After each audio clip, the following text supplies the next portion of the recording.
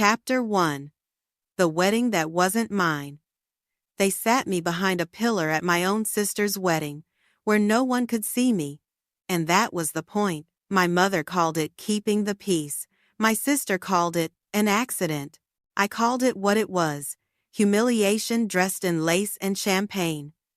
They said I was too sensitive, too small, too ordinary to belong in their perfect world. But when she tried to destroy my bakery, the only thing I built with my own hands, I didn't scream, I didn't beg. I just learned how powerful silence can be when the truth finally finds its voice. And when it did, it didn't whisper, it roared. But that night in Houston, under the glitter of chandeliers, everything began. The sound of clinking glasses echoed through the Houston ballroom as a string quartet played something elegant and forgettable. I stood at the edge of it all, the kind of guest who was both invited and invisible. My sister Victoria, or Tori, as everyone called her now, glided across the marble floor like the lead actress in a movie about perfection. She had the posture, the smile, the kind of confidence that made people rearrange themselves just to be closer to her. I followed the usher to my seat and stopped when I saw the small white card with my name on it, Emily Carter, table 23. Next to the kitchen doors, close enough to hear the waitstaff calling orders, from where I sat, I could see the edge of the stage, but not the altar. I laughed quietly to myself. It felt like a metaphor I hadn't asked for. The scent of roses and champagne filled the air. People around me chatted about investments and vacations in Napa, and I pretended to check my phone so I wouldn't look completely alone. Then I heard my mother's voice behind me, the same tone she used when she wanted to sound kind but keep control. She said to a guest, "She loves being near the desserts. Always has." A few people chuckled politely. I kept my eyes on my glass of water, pretending it didn't sting. Tori passed by with a trail of photographers. Her wedding gown shimmered under the chandeliers, every step calculated. When her eyes landed on me, she smiled the way you smile at a stranger you barely recognize. "Congratulations," I said softly. She didn't respond. I picked up the dinner menu and studied it like it mattered. My bakery back in Austin, the Silver Whisk, could have made half the desserts listed there, maybe better. I wondered if they'd ordered from the same distributors I used. It was easier to think about sugar ratios than admit how small I felt in that room. A shadow moved beside me. A man in a navy suit sat down, resting a glass of bourbon on the table. His presence was calm, not performative like the others. He looked around, then smiled toward me. "At least I've got company in the corner," he said. I smiled back. "Julian Ward," he said, offering his hand. "Emily Carter." He studied my name card, then looked up at the dance floor. "You related to the bride?" I wouldn't have guessed. "That makes two of us," I thought but didn't say. Instead, I laughed lightly and took a sip of water. He asked about the bakery after noticing the faint traces of flour that never seemed to leave my hands. I told him about Austin, about waking up at 4 each morning to knead dough while the city was still half asleep. He listened like what I said mattered, not like he was being polite. The servers passed by with plates of salad I barely touched. A table of bridesmaids nearby took turns adjusting their makeup and snapping photos. My mother floated between guests like a politician, smiling for cameras and whispering commentary about everyone's outfit. "You look like you'd rather be anywhere else," Julian said quietly. I smiled. "I guess I'm not really built for scenes like this." He tilted his glass. "You built a bakery from scratch. That takes more grace than most of the people here have ever had." It was such an unexpected thing to hear that for a moment I couldn't speak. I was used to compliments that sounded like apologies. "Nice cupcakes, honey. You should find a real job, though." "Thank you," I said finally. Someone tapped the microphone on stage. The music softened. A groomsman announced that the best man had been delayed, and a friend of the groom would speak instead. The host waved toward our table, Julian set his drink down, surprised. "Guess that's me," he murmured, standing and buttoning his jacket. The room hushed, all eyes on him. His voice was warm, steady, the kind that carried without effort. He talked about friendship, about loyalty, about how rare it was to find people who kept their word, even when life became complicated. I listened without breathing. Then he paused, looking briefly toward the back of the room. "And I have to thank the talented baker at the last table, Emily Carter, for reminding me that authenticity still exists." For a heartbeat, silence filled the air. Dozens of heads turned in my direction. I felt the heat rush to my face. Tori's smile froze. My mother's hand gripped her wine glass a little tighter. Julian continued speaking, unaware, or perhaps entirely aware of the storm he'd just stirred. When he finished, applause filled the hall. People looked at me again, whispering quietly, trying to reconcile the sister in the corner with the one whose name had just been spoken from the stage. I clapped along, pretending not to notice, pretending I didn't feel a mix of humiliation and something dangerously close to gratitude. For the first time that evening, someone had said my name out loud, and it had sounded like it belonged there. The applause faded. The band started a new song. Tori disappeared into the crowd of admirers. My mother excused herself to the ladies' room, no doubt to smooth her expression before returning. Julian came back to the table, smiling slightly as he sat down. "Hope I didn't overstep," he said. "Not at all. It's the most anyone's acknowledged me tonight." He looked at me for a moment, like he wanted to say something else, but instead he raised his glass again. "To the corner table," he said softly. "To the corner table," I echoed, clinking my water glass against his. The music swelled again, and somewhere beyond the lights and laughter, my sister danced under 1,000 eyes. I sat in my corner, my pulse steady now, the echo of my own name still hanging in the air. Chapter 2. A stranger among family. 3 months before the wedding, I opened a cream-colored envelope on my kitchen counter. The handwriting on the front was my mother's, elegant and sharp. Inside was the formal invitation, embossed with gold letters, and a small handwritten note. "Please don't make it about you." I read it twice, then set it down beside a cooling tray of lemon tarts. The sugar glaze on top was beginning to set, clear and smooth, the way I wished my nerves could. I called my sister that afternoon. The phone rang several times before she picked up. I wanted to congratulate her, maybe talk like we used to before life started measuring us against each other. "Hey, Tori," I began. "I just got the invitation." And she interrupted before I could finish. "Greg's in a meeting, Em. I'll call you later, okay?" The bakery opened at 6, closed at 4, and by the time I locked the door, my hand smelled like butter and coffee grounds. My assistant, Megan Brooks, was 29, cheerful, and everything came easily to her. She loved talking while she worked, filling the quiet with stories. "Did you see your sister's engagement photos?" she asked one morning as we boxed pastries. "They're all over social media. She looks incredible." I smiled politely. "Yeah, she always does." Megan kept talking, unaware that each word pressed a little deeper into the bruise. "She meant no harm. People rarely do when they praise the person who eclipses you."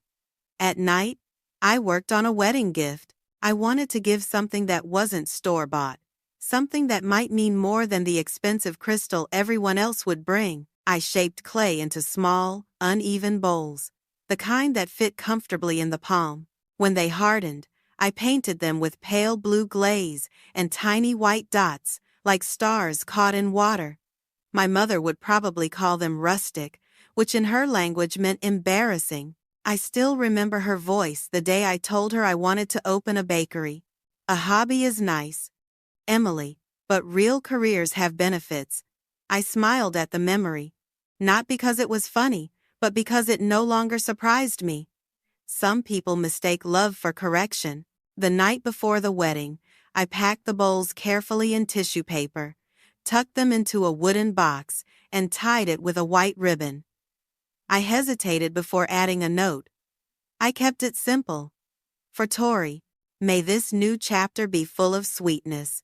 Back at the reception, hours after Julian's speech, I stepped outside for a moment. The night air was thick and warm.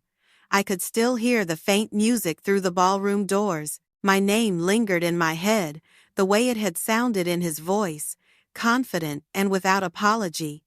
A few guests were smoking near the fountain. I stayed by the railing, watching the lights ripple on the water. My heels hurt. I was about to leave when someone approached from behind. "I thought you might have escaped," Julian said, holding 2 cups of coffee. I smiled despite myself. "You found coffee in this place?" He handed me one. I bribed the bartender. "It's not great, but it's hot." We stood in silence for a few seconds. He seemed at ease in a way most people at the wedding weren't. "I think we both got seated in the wrong story," he said. I laughed quietly. "I think you're right." He asked about my bakery. I told him about the early mornings, the constant worry about bills, and how sometimes I felt invisible, even when people were eating what I made. He listened the same way he had earlier, with that calm patience that felt like still water. He told me he ran a consulting firm called EcoCore, focused on sustainability projects. One of his clients was Health Nova Pharma. "My brother-in-law works there," I said. "Greg Hughes." His eyebrows rose. "He's heading the Southern Region project. We've had a few meetings. Seems like a sharp guy."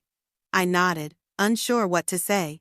Sharp was one word for him. Controlling was another. Julian asked, "Do you ever bake for big events like this?" "Not often. The people who plan these things don't know my bakery exists." "Maybe they should," he said. Before I could respond, I heard my mother's voice behind me. She was holding a half-empty champagne flute, her tone carrying the practiced sweetness of someone who knew an audience might be listening. She turned to Julian, extending her hand. "Eleanor Carter, and you must be one of Greg's business associates." Julian shook her hand politely. "Just a friend of the groom." She looked between us, her smile tightening. "Emily runs a little bakery in Austin, keeps her busy." Her words landed with the same weight they always did, light enough to sound harmless, sharp enough to cut. I waited for Julian's polite nod and quick exit, the usual reaction when people met my mother. Instead, he looked right at her. "A self-made businesswoman? That's impressive. Not many people can create something from scratch and keep it running in this economy." My mother blinked, surprised. "Well, yes, she's determined. I'll give her that." Julian smiled, but it wasn't a social smile. It was quiet, steady, like he'd seen through the performance. "Determined is the word successful people use when they mean capable," he said. For once, she didn't have a comeback. She mumbled something about checking on Tori and drifted away. I stood there, speechless. It wasn't that I needed rescuing. It was that no one had ever chosen to stand next to me before. Not like that. "Thank you," I said softly. He shrugged. "Some people think kindness is expensive." "It's not." I laughed quietly. "You're good at this." "At what?" "Making people feel seen." He looked at me, and for a second I couldn't read his expression. Then he smiled again, the kind that reached his eyes. "Guess it's a habit." We talked until the music faded and guests began to leave. He mentioned he'd be in Austin soon for meetings and asked if I could recommend a good coffee place. I told him he'd already found it. Later that night, back in my hotel room, I set the wedding gift on the dresser. Maybe it didn't matter. Some gifts are just for the giver, a quiet act of letting go. I sat on the edge of the bed, slipped off my heels, and looked at the faint outline of flour on my palms. For the first time in years, I felt a spark of something unfamiliar. Not anger, not jealousy, something steadier, like the beginning of change waiting in the dark, patient as rising dough. Chapter 3. Old Wounds. I used to believe, if I stayed quiet long enough, they would stop looking down on me. That was the lie I told myself for years. When I was little, my mother loved to say that Tori came into the world ready to impress. She would stand in the living room clapping as Tori recited poems or played piano, her smile full of pride. I was the quiet one in the corner, usually with flour on my hands and curiosity in my head. If I stayed out of the way, no one got upset.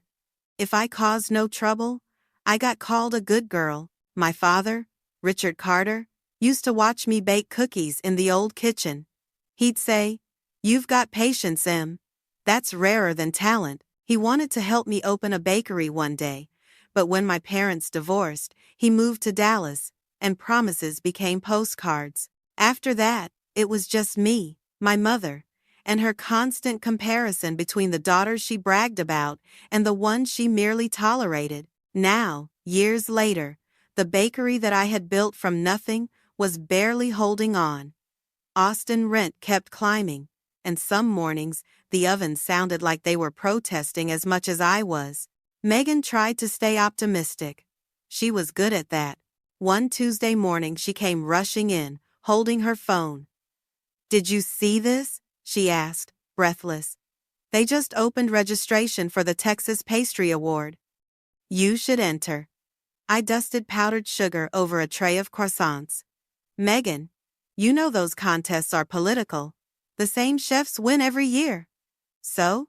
she said, tying her apron. "You're better than half of them." "You make flavor taste like memory," I laughed. "That sounds poetic and completely unmarketable." She rolled her eyes. "Just think about it." But I didn't. People like me didn't win things like that. We stayed behind the counter, smiling, while others got the spotlight. Around noon, the bell over the door chimed. I looked up and saw Julian. He wore no suit today, just jeans and a gray shirt, but he carried himself like someone who always knew where he belonged. "You again," I said, surprised. "I was in the neighborhood, thought I'd stop by before heading to a meeting." I handed him a box of muffins. "On the house?" He shook his head and pulled out his wallet. "I don't take free things from hard-working women." The words made me blush more than they should have. He glanced at the display case. "You ever do private dinners?" "Not really," I said. "Mostly events for regular clients." "Good. Then this won't feel like work." I frowned. "What do you mean?" "Dinner tonight. A small group of business friends. They've had too many catered meals that taste like plastic. I told them I knew someone who makes food with a soul." "Julian, I don't—" "Relax," he said with a grin. "Just bring dessert. Something that tastes like you." He left before I could protest. Megan nearly dropped a tray when I told her. "Dinner with clients?" she said. "That's huge. You have to go." I spent the afternoon baking. I made a chocolate torte layered with espresso cream, something dark and comforting. I packed it carefully, brushed sugar from my sleeves, and told myself it was just one evening. The restaurant was elegant in a way that made me feel underdressed. Candlelight glowed against dark wood, and the low hum of conversation filled the air. Julian was waiting by the bar, smiling when he saw me. "You made it," he said. I wasn't sure if he meant the dinner or something bigger. He led me to a table of 4, 2 men in suits, both around his age, and a woman with striking silver hair and an air of authority. She stood to shake my hand. "Patricia Long," she said, "Vice President of Operations at Health Nova." My stomach tightened. "The same company where Greg worked." Julian pulled out my chair.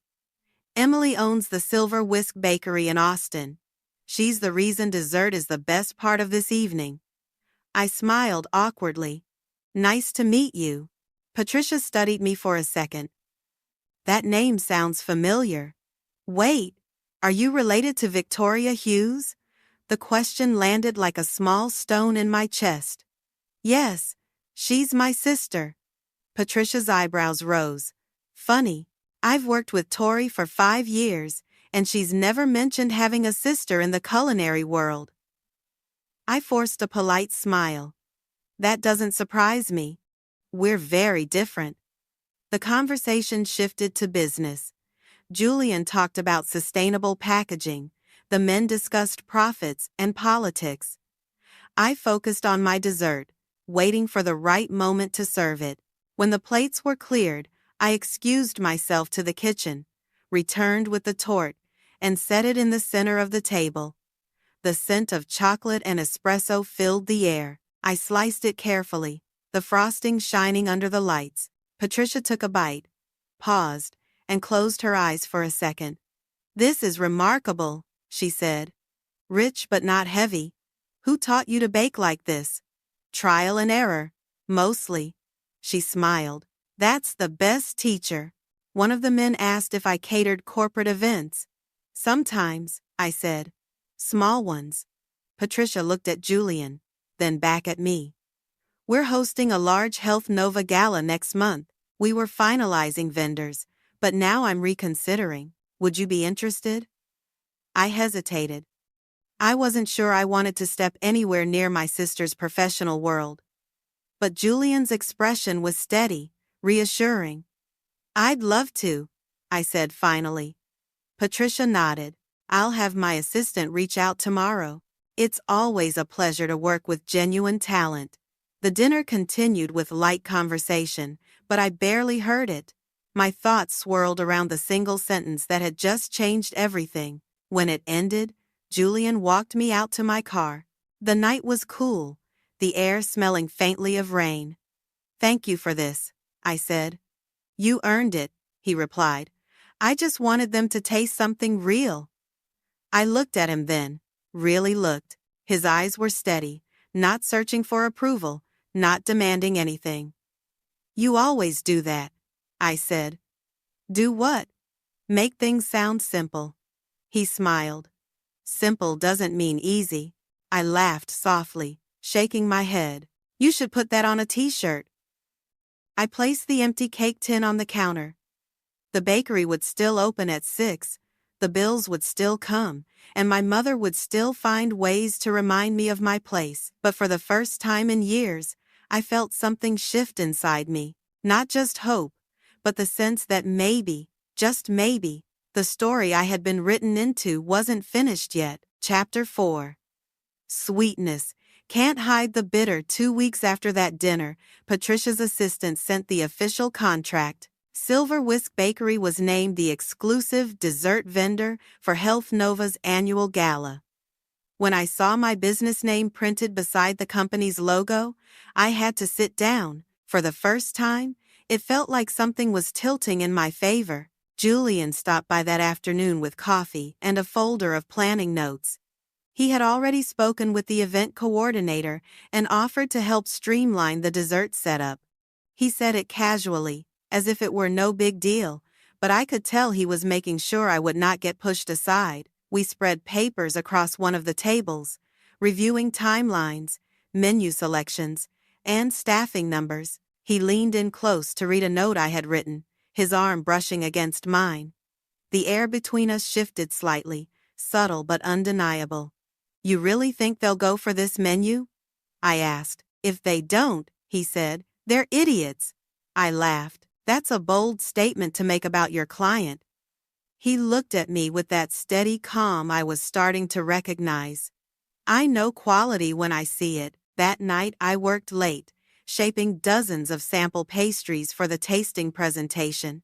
I felt lighter than I had in months, like maybe everything I had built was finally being seen.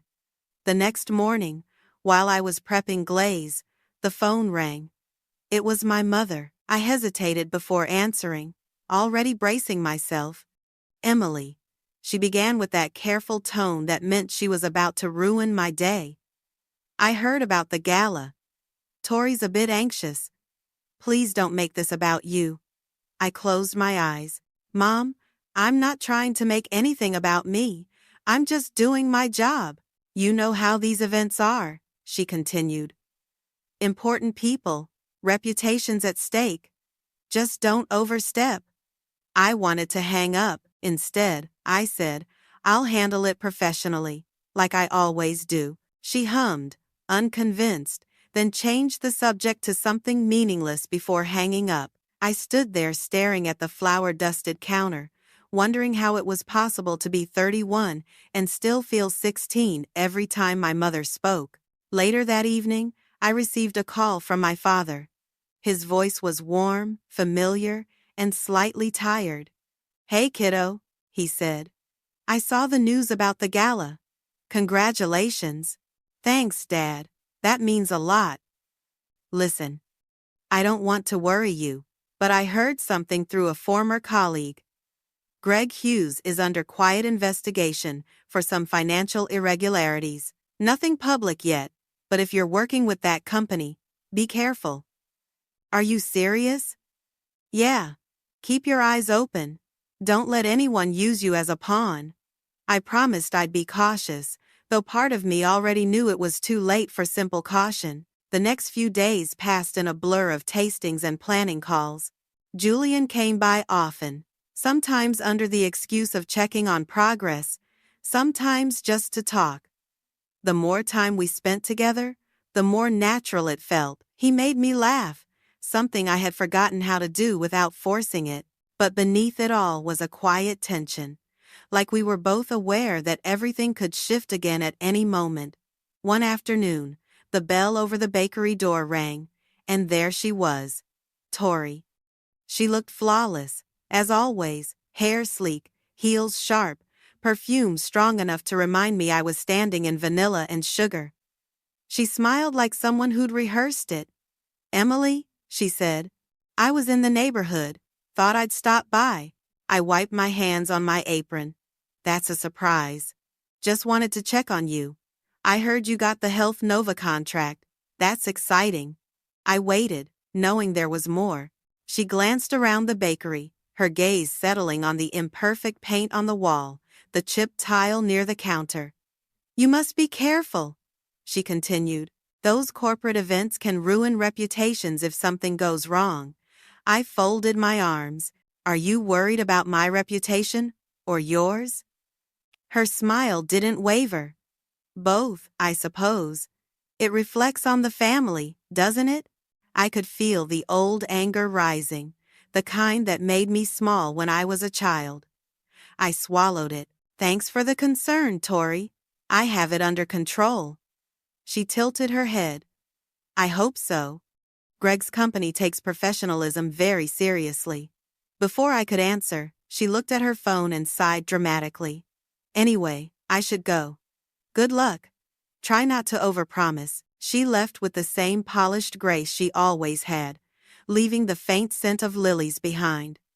For a while, I just stood there, staring at the space she had occupied. Megan came out from the kitchen, holding a tray. "To remind me who she thinks I am," I said.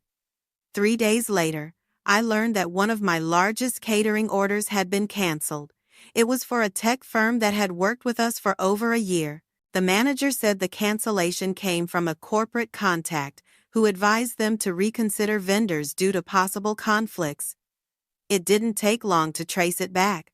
The contact was connected to Health Nova. I sat in my office staring at the email, the words blurring together. The loss would cost me several $1,000s in ingredients and labor. My chest felt tight, not from the money but from the familiarity of it, the sense that Tori was still pulling strings to keep me where she wanted me. Julian came by that evening. He took one look at my face and knew something was wrong. "Talk to me," he said. I showed him the email. He read it, his jaw tightening. "This isn't a coincidence." "I know." He exhaled slowly. "What are you going to do?" For once, I didn't hesitate. "I'm going to document everything. Every cancellation, every message, and I'm calling my lawyer tomorrow." He nodded. "Good. Don't let her keep the upper hand." As he spoke, something inside me shifted again. But this time it wasn't fear. It was anger, controlled and sharp, the kind that comes after years of swallowing pride. When he left, I locked the door and walked through the bakery, running my fingers along the cool marble counter. The ovens were silent now, but I could almost hear the echo of my own determination. For years, I had stayed quiet, thinking silence kept the peace. That night, as I gathered the papers and began printing every email I had, I realized the truth. Silence hadn't protected me, it had only made it easier for them to hurt me. This time, I wasn't going to let it happen again. Chapter 5. Words that leave a bad taste. The Health Nova Gala arrived faster than I expected. Weeks of planning had turned into sleepless nights, endless phone calls, and trays of pastries that blurred together in my dreams. When the final delivery truck pulled away from the bakery that afternoon, I stood outside and watched it disappear down the street. For the first time, my name was tied to something bigger than my small shop in Austin. He looked different in a tuxedo, calm and effortless, the kind of presence that made people turn to listen when he spoke. I wore a navy gown I had borrowed from Megan, simple but elegant enough to blend in. "You look like you belong there," he said as we drove. I smiled. "I'll believe that when I see it." The gala was held at the Austin Convention Center, transformed into a glittering showcase of corporate pride. Health Nova's logo glowed across the stage in silver letters. A live band played soft jazz, while servers in white gloves floated through the crowd with champagne trays. Patricia met us near the entrance. She greeted Julian with a professional nod, then turned to me, beaming. "Emily, I'm so glad you're here. The desserts look spectacular. You've outdone yourself." "Thank you," I said, trying to sound calm even though my hands were trembling slightly. We walked through the hall together. I caught a glimpse of Tori near the front of the room, surrounded by board members and reporters. Her laugh carried easily across the noise, confident and bright, but when her eyes met mine, the sound died mid-air. She blinked once, just enough for me to see the calculation behind it. I hadn't told her I was catering the event. Watching her realization was almost satisfying. She excused herself from her group and approached, her smile frozen in place. "Emily, what a surprise." Patricia didn't notice the tension. She clapped a hand on my shoulder. "I had no idea you two were sisters. Your family is full of talent." Tori's lips curved tighter. "Hard to believe my sister made these," she said, glancing toward the dessert display. "They look so professional." I smiled. "Years of practice." Patricia turned to the stage, unaware of the ice forming between us. "You should be proud, Victoria. She's doing incredible work." "Of course," Tori said quickly. "So proud."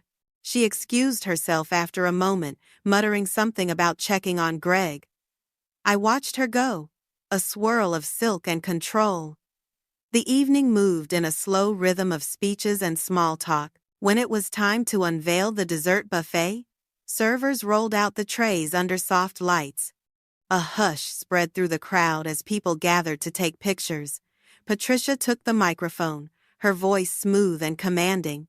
"Tonight we celebrate progress, innovation, and local partnerships," she gestured toward me.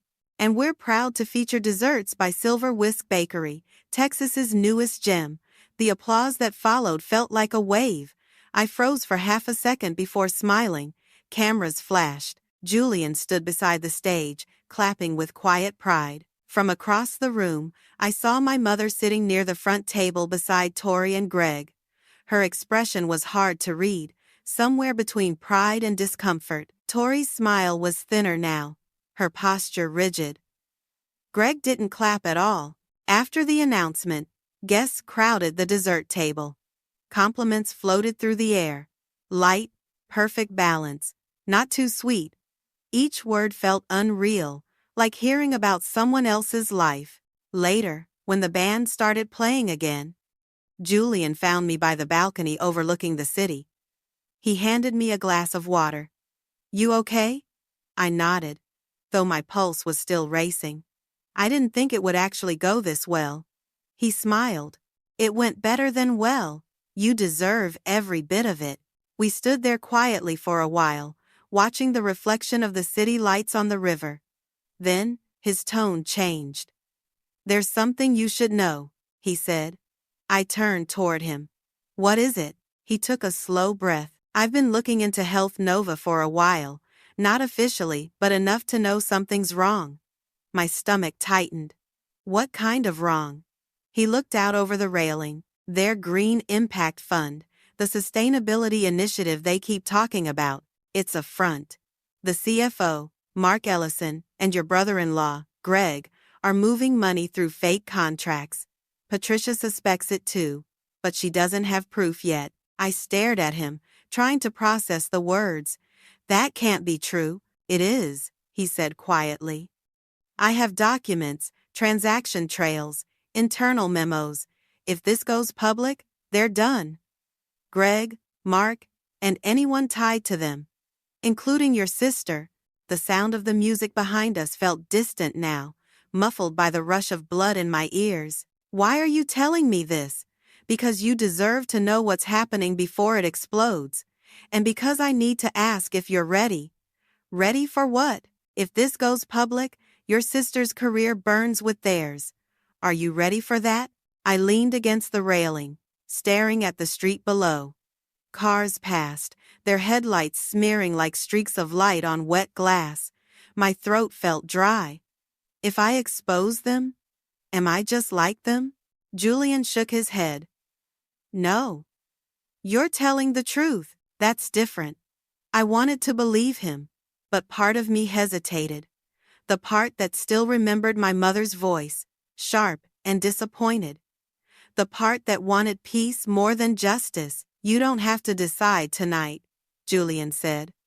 But this isn't going away. I nodded slowly. He was right. Whether I spoke or stayed silent, the truth would surface eventually. The question was whether I could live with myself if I did nothing. We returned to the main hall. The final speeches were ending, the crowd loosening with champagne and music. Tori was back near the stage, her hand resting lightly on Greg's arm, her face the perfect portrait of success. I stood at the edge of the room, unseen again but no longer powerless. For years, my silence had been my armor. Tonight, for the first time, I realized it could also be my weapon, something I could choose to lay down or wield. Julian touched my elbow gently. You did good tonight, he said. For now, I whispered. He looked at me, understanding flickering behind his eyes. For now, he echoed. The band began a new song, soft and slow. Around us, laughter filled the room again, but under the hum of celebration, I felt something else forming, something darker and certain, waiting for its moment to surface. Chapter 6: The Bitter Taste of Truth. The next morning, the city felt quieter than usual, as if holding its breath. I opened the bakery early, unable to sleep after the gala. The applause, the conversations, Julian's words about the investigation, all of it lingered like the aftertaste of something sweet that had turned bitter. By noon, Patricia called. Her tone was brisk, but edged with something that sounded like worry.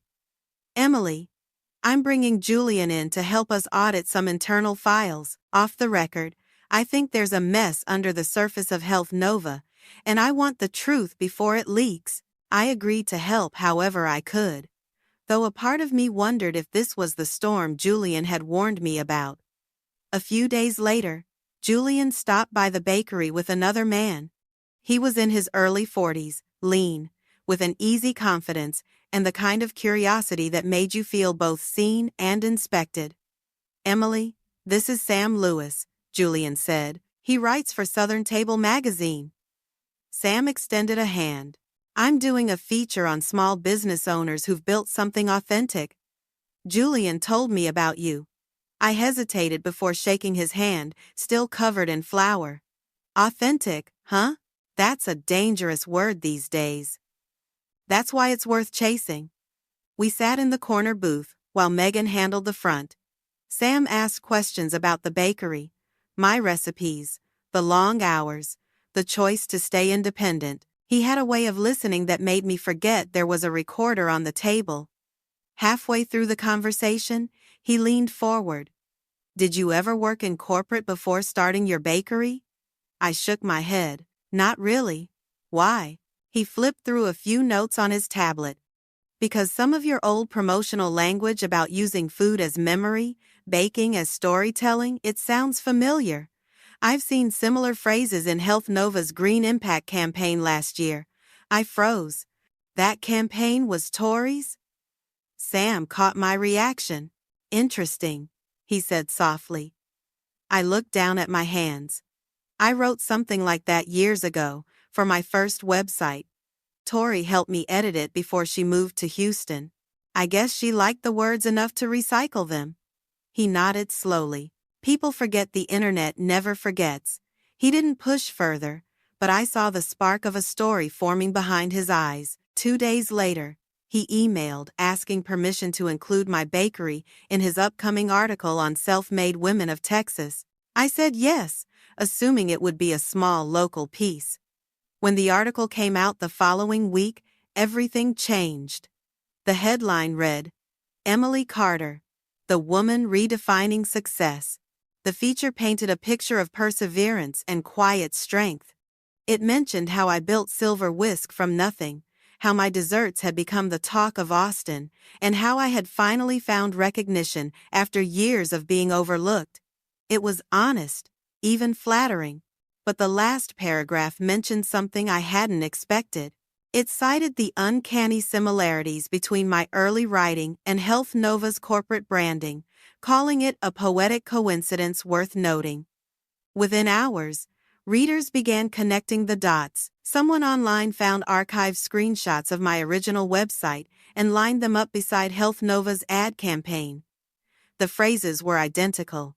By afternoon, the article had gone viral. Comment sections exploded with speculation. Some praised me for handling years of quiet plagiarism with grace. Others accused Health Nova of exploitation.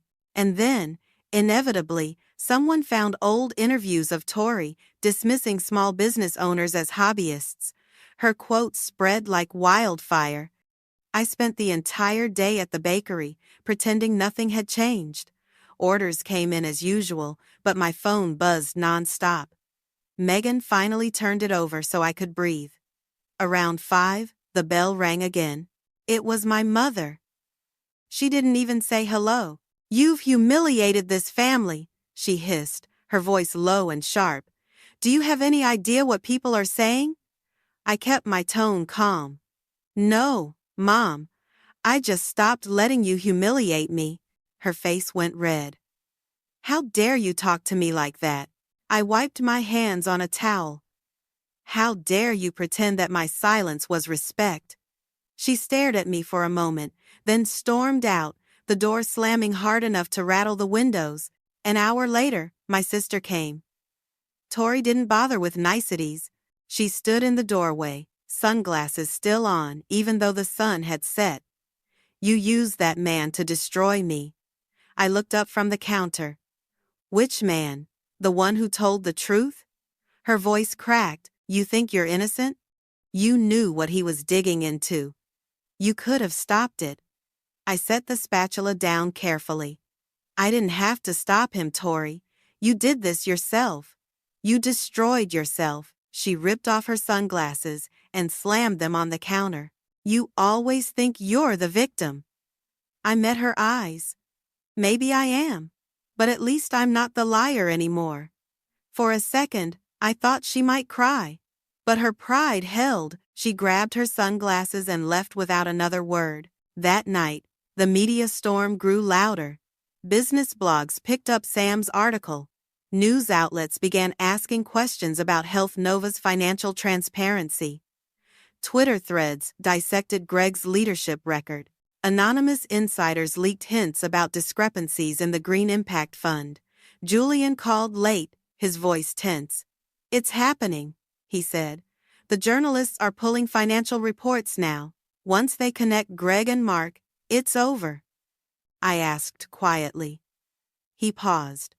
Her image is unraveling fast. PR is spinning, but they can't bury it. I hung up after we said goodnight and sat alone at the bakery counter. The lights dimmed, the hum of the refrigerator filling the silence. The world outside finally saw what I had lived through for years, the perfect facade cracking under its own weight. But there was no joy in it, not really. Revenge didn't taste like I thought it would. It wasn't sweet. It was sharp, bitter, and cold, like coffee left out overnight.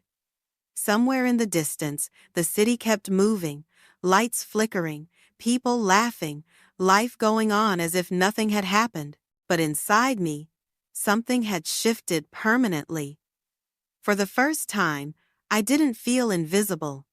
I felt undeniable, and it scared me more than being ignored ever had. Chapter 7. Justice, late but fair. By the end of that week, the headlines had stopped pretending to be subtle. Health Nova under investigation for financial misconduct. Whistleblowers reveal internal corruption. My sister's name appeared in bold letters, below the words, Company Representative Suspended, Pending Review. I read it on my phone before dawn, sitting at the counter with a cup of coffee that had gone cold. The city outside was still dark, the streets quiet. For the first time in a long time, I didn't rush to open the bakery. I just sat there, watching the news scroll by, feeling a strange mix of sadness and relief. Julian called a little after 7. His voice was calm, but I could hear exhaustion underneath. It's official. Greg and Mark Ellison have been charged with embezzlement. The board confirmed it this morning. And Tori? Suspended indefinitely for concealing information. Patricia pushed for it, but she didn't have to fight hard. The evidence was clear. I nodded, even though he couldn't see me. There was a long pause before I spoke again. Does it ever feel good, seeing justice like this? But not for the reasons people think. After we hung up, I walked to the window and looked out at the bakery's small sign, glowing against the early light. Justice wasn't supposed to feel heavy, but it did. It settled on my shoulders like the end of a storm that had taken too long to arrive. By afternoon, reporters started calling the bakery. Some wanted quotes, others wanted photos. I ignored most of them, keeping my head down while Megan handled orders. Business was booming, partly from curiosity, partly from support. People wanted to see the woman who had quietly stood her ground. The next day, my father called. I hadn't heard from him since his warning about Greg. His voice was softer than I remembered. Hey kiddo, I saw the news. Yeah, it's a lot, he sighed. You know, when I left Dallas, I thought staying quiet was the best way to keep peace in this family. Turns out, I was just letting the wrong people speak for me. I smiled faintly.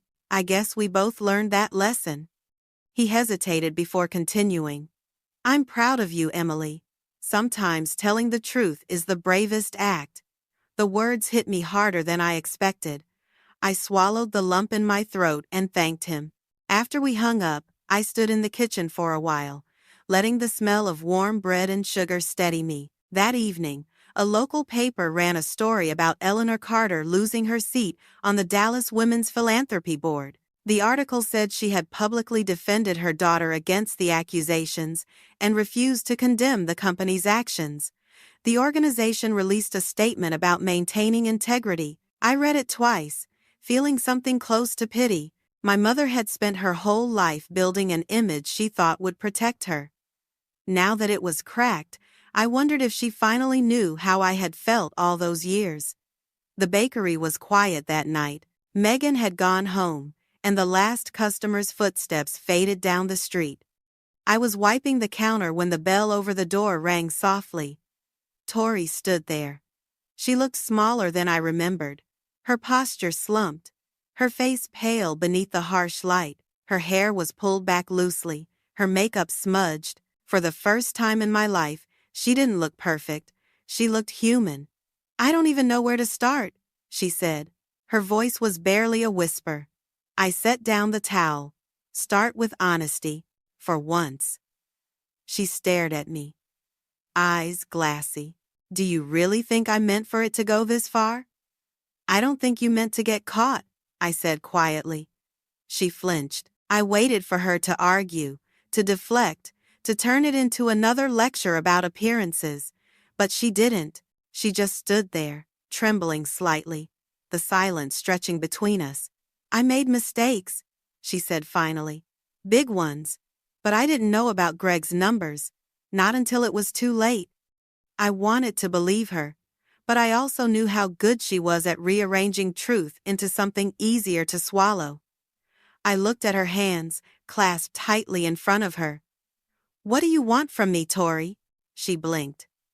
I don't know. Maybe forgiveness? The word hung in the air like smoke. I let it linger before answering. I'm not sure I'm ready for that. She nodded, eyes lowering to the floor. I wouldn't forgive me either. When she left, I didn't stop her. I locked the door behind her and turned off the lights. The reflection of the bakery windows stared back at me. Rows of empty tables, cooling racks, the quiet hum of the refrigerator. In the dark, my own voice filled the silence inside my head. I didn't need their apology anymore. I just needed the silence that came when I stopped asking for permission to exist. I took a deep breath and let the quiet settle around me. For the first time in my life, it didn't feel empty. It felt like peace. Chapter 8. The sweetest aftertaste. A year passed before I realized how much life had changed. The bakery had grown beyond what I once imagined, the ovens running from sunrise until night, the smell of sugar and butter spilling out into the street. People stopped by, not just for the pastries but for the story. They called me the woman who refused to stay quiet. I never corrected them. That spring, I received an invitation that made me laugh out loud. The Texas Pastry Awards, the same competition Megan once begged me to enter. Only this time, I wasn't just attending. I was nominated for Chef of the Year. The ceremony took place in Dallas inside a renovated theater, glowing with soft golden lights. When I walked in, I saw Julian already waiting near the front row. He wore a gray suit, his hair slightly tousled, looking at me like I was the only person in the room. Nervous? He asked, as I sat down beside him. Always, I said. Patricia was one of the presenters that evening. When she took the stage, she spoke about integrity and resilience in the culinary industry. I didn't expect her next sentence. This year's Chef of the Year award goes to Emily Carter of Silver Whisk Bakery. For a second, the room blurred. I heard the applause, the camera shutters, Megan's scream from somewhere in the back, but everything felt distant. Julian nudged me gently. Go, he whispered. I walked to the stage, my legs trembling. Patricia hugged me and handed me the plaque. Her voice was warm when she said, "You earned this, Emily, every bit of it." As I faced the audience, all I could think about was how many times I had baked through tears, through fear, through silence. I took a breath and simply said, "Thank you." The crowd stood, the lights flashed, and for the first time in my life, I felt like I was exactly where I was meant to be. After the ceremony, the organizers hosted a small reception. I was surrounded by people shaking my hand, asking for photos, wanting to feature my bakery in their publications. Julian stayed close, watching with quiet pride. When the crowd thinned, he reached for my hand. "Can we step outside for a second?" We walked out to the terrace overlooking downtown Dallas. The city glowed beneath us, the air soft with the promise of summer. He turned toward me, his expression both nervous and certain. "I know you don't need anyone to stand beside you," he said, "but I'd like to be the one who does anyway." Before I could speak, he pulled a small box from his pocket and opened it. The ring was simple, a single diamond that caught the city light. I smiled, my eyes stinging. "You really think this is the right moment?" He grinned. "I've been waiting for it to feel right." "And does it?" It does. If you say yes. I didn't need to think. Yes. The word felt easy, not like surrender, but like choice.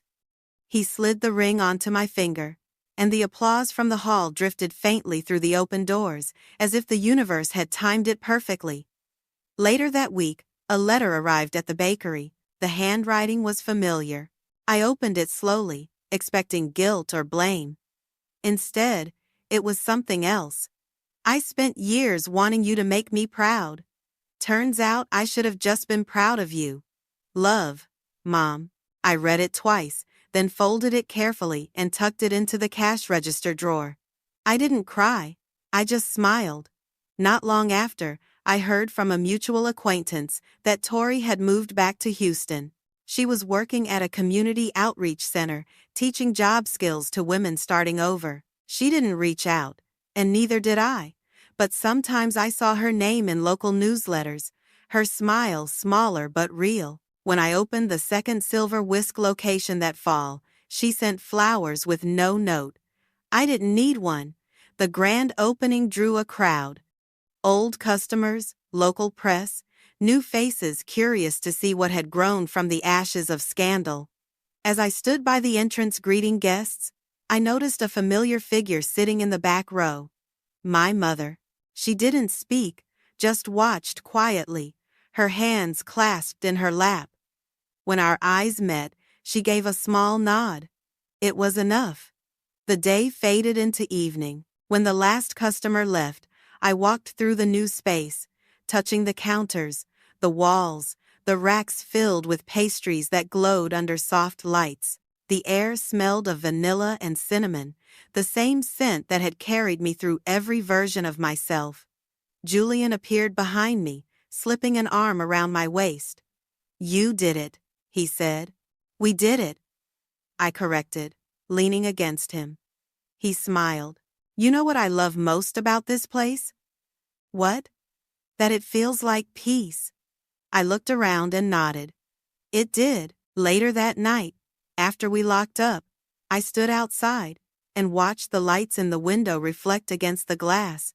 My name was printed above the door, bold and certain, no longer small. In the quiet of that moment, I thought of all the years I had chased approval, forgiveness, and recognition. I thought of Tori, of my mother, of every person who had once decided what I was worth. And then, I thought of who I had become, without their permission. I once thought justice meant making them hurt the way they hurt me, but real justice is when they no longer have the power to. I took a deep breath, letting the cool air fill my lungs. Somewhere behind me, Julian turned off the last light. The bakery went dark except for the glow of the sign outside. If you've ever been underestimated, remember this. Peace can be the sweetest revenge.